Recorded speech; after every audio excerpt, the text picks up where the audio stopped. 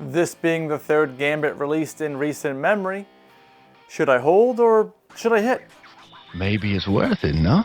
Find out in this week's review of Marvel Legends X-Men 97 Gambit. Remy Lebeau, aka Gambit, is a master thief, card shark, and ladies' man. Raised in the Thieves Guild, the cool cat Cajun is elusive as he is charming. How did you do that? With style, Petit. With style.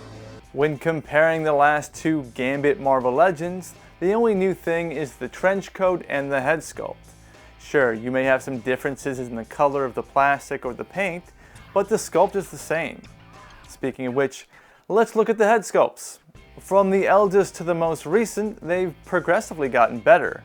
I didn't understand how undersized Remy's head was before the comparisons, but now I can't unsee it. You didn't happen to see anything at all? Articulation, bruh! This smooth operator has a smooth operating neck, with the ball and hinge allowing him to look left to right, down all the way, not up all the way because of that collar, and almost no tilt. Abs crunch forward as well as you think they would, considering that six-pack. Doesn't crunch back a lot because of that trench coat, an ugly break at the waist swivel. The sleeved arms rotate right around, there's a bicep swivel, a single jointed elbow that gets you to about 90, arms ball and hinge some of the way up, but if you push in that ball joint they do go much further. The right hand does rotate and hinge the correct weapon wielding way, while the rest of the hands have a rotation and an up and down hinge, minus that open hand. Gambit can do a straight front kick to the chest, legs go out a disappointing amount. There's an upper thigh swivel, double jointed knees that are pinned, but I don't mind because they are correctly colored for the most part. A boot swivel that's not hidden very well, feet hinge down, hinge up, and rocks like your favorite blackjack dealer.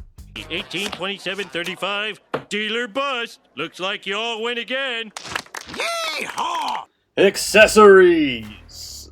Does this purse go with my bra, brah?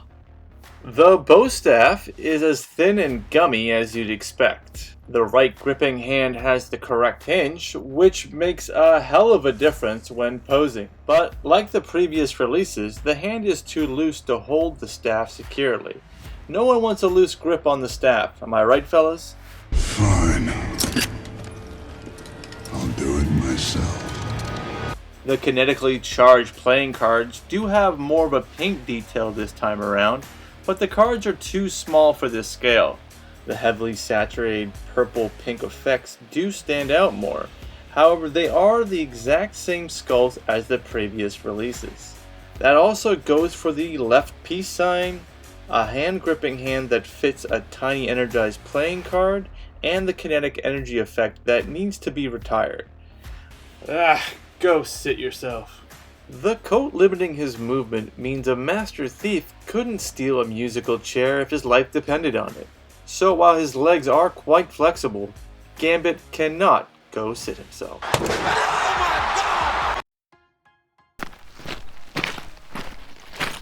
Alright, first up we have the previously released Marvel Legends Gambit, and with a different color scheme and head sculpt.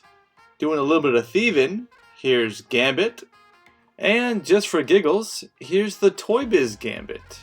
And in case you're wondering, that trench coat is way too small to fit on this or any of the other figures in this lineup. Just comparing the heads, I think it's pretty clear that the X-Men 97 Gambit is the best. She's an imposter! I just felt like doing a Boston accent. Here's Marvel Legends Mystique. And from the X-Men 97 wave, Bishop. Comparatively, he may look like a baby, but he's actually their babysitter. Here's Marvel Legends Wolverine. And what would a ladies' man be without his ladies? Here's Marvel Legends Rogue, Storm, and X-23. If I could turn back time, If I could find a way. Think unsexy thoughts. Think unsexy thoughts. That Gambit head sculpt is probably my favorite of the wave. The smirk is a great expression for the character, and while the accessories are reuse, they do show off his mutant abilities, which isn't something you can say for the rest of the wave. The paint and colored plastic looks as smooth as Remy Lebeau himself, but that could be because of his design. It is based off of the upcoming X-Men 97 appearance. While this is the best Gambit to date, it's not without its limitations.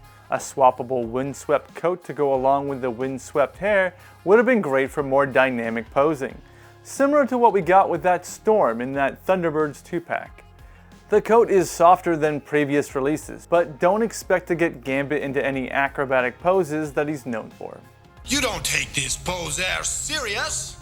Gambit enjoys his solitaire, but this line looks best together as a couple or a team. I've already reviewed the X-Men 97 Storm, Magneto, and Rogue, so click here to see which is my favorite. Make sure to like, subscribe, and turn on notifications to stay up to date with your brah. And remember, collect responsibly.